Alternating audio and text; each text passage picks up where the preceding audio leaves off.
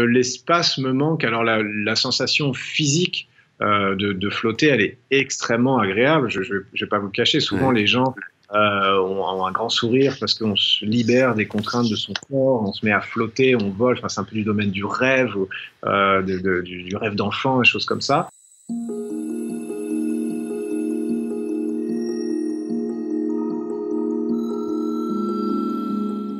Donc ça, c'est très agréable. Il faut s'y habituer, évidemment, pour la vie de tous les jours, mais c'est agréable.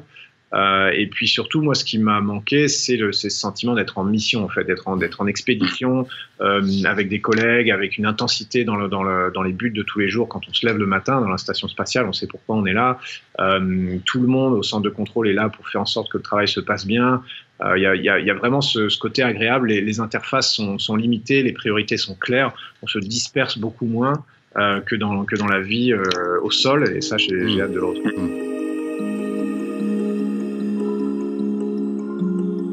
Oui, je pense que de toute façon, le risque dans les missions spatiales, il est toujours calculé. C'est des véhicules qui, en général, les lanceurs volent pour la première fois, donc on a un risque calculé qui sont des risques de panne des composants, mais on ne sait jamais vraiment exactement bien comment ça va marcher vu que ça n'a jamais volé. Là, c'est un petit peu différent. On a des lanceurs qui sont réutilisables, donc on peut se dire que si ça marche une fois, il n'y a pas de raison que ça ne marche pas la deuxième. Mais en tout cas, le lanceur Falcon 9, bien que ce soit récent, qui lance des équipages vers la station spatiale, il a tout un historique et tout un passé pour lancer des satellites ou des missions qui ne sont pas habitées, avec une fiabilité qui est digne des meilleurs lanceurs dans le monde. Donc non, on n'a pas de stress particulier par rapport à ça.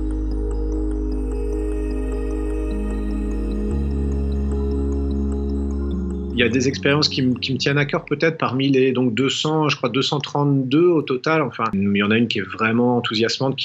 On va étudier des mini-cerveaux, en fait, des cellules souches à bord de la station spatiale, qui encore une fois se comportent pas de la même chose. Donc les scientifiques aiment bien regarder comment ça se reproduit, comment ça s'agglomère, comment on peut les utiliser au sol. Il y en a une autre qui peut paraître anecdotique, mais qui l'est pas. Encore une fois, avec le CNES, je leur ai demandé de développer des nouvelles méthodes d'emballage et des nouvelles mousses, parce que tout ce qu'on emmène dans la station, évidemment, on a besoin que ça résiste au choc du décollage, de l'atterrissage, que ça soit protégé, emballé. Donc tout ça, ça crée énormément de déchets, entre guillemets, à bord de la station. On ne peut pas les jeter par la fenêtre ou à la poubelle, donc on est obligé de les stocker jusqu'à ce qu'il y ait un véhicule qui redescende. Donc c'est vraiment un problème, les déchets. Donc, je leur ai demandé de créer des emballages. Au final, c'est un peu fou, mais des emballages comestibles avec une nouvelle manière de faire de la mousse, plus ou moins en pain d'épices, avec technique du style imprimante 3D. Donc ça a l'air un peu fou, mais nous, ça va beaucoup nous aider. Ça va diviser le stockage et les déchets par deux. Puis évidemment, ça a des applications directes sur Terre. Si on pouvait diminuer les emballages et le plastique, ce serait quand même formidable.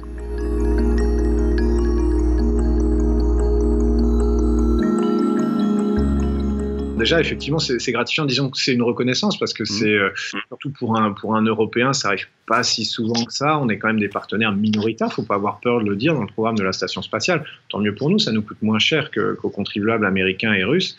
Mais du coup, on est moins décisionnaire, c'est certain, que la NASA. Et ben moyennant quoi, même dans les équipages, souvent, on est moins souvent dans des rôles décisionnaires, dans des rôles de leadership, donc tant mieux, c'est bien, c'est une reconnaissance du rôle de l'ESA, de mon rôle à moi et de mes capacités. Je suis content. Ce que ça va changer au jour le jour, avec un équipage aussi expérimenté, je pense que ça va pas changer grand-chose parce qu'évidemment, c'est pas la cour de récréation.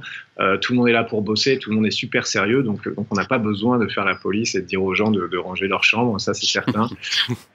La seule chose que ça change, c'est qu'il y a certaines activités, disons que je vais essayer d'apporter un peu ma manière de voir les choses sur les activités de tous les jours. On n'est pas forcément tous d'accord. Il y a des gens qui sont plus militaires, dans les gens qui sont beaucoup plus relax, dans les astronautes. Bon, chacun met le curseur un peu où il veut, et c'est en général le commandant qui choisit ça. Et puis surtout dans les situations d'urgence, les experts vont pas arriver. Là, ça se déroule plutôt au rythme du commandant. C'est lui qui choisit les rôles, qui assigne les tâches et tout ça. Là, il n'y a pas de discussion possible. Là, c'est du leadership qui se fait dans l'action. Donc là, il n'y a pas d'intermédiaire. Il faut y aller.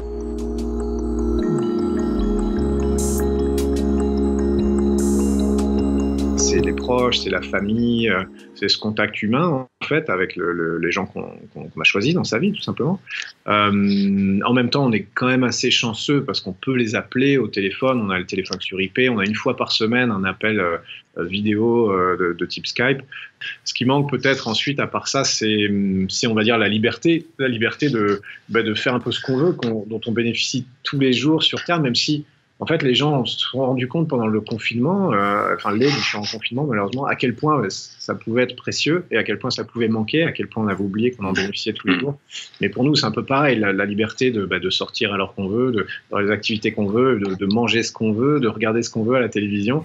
Tout ça, malheureusement, ça nous est retiré pendant 6 mois, mais il faut faire avec.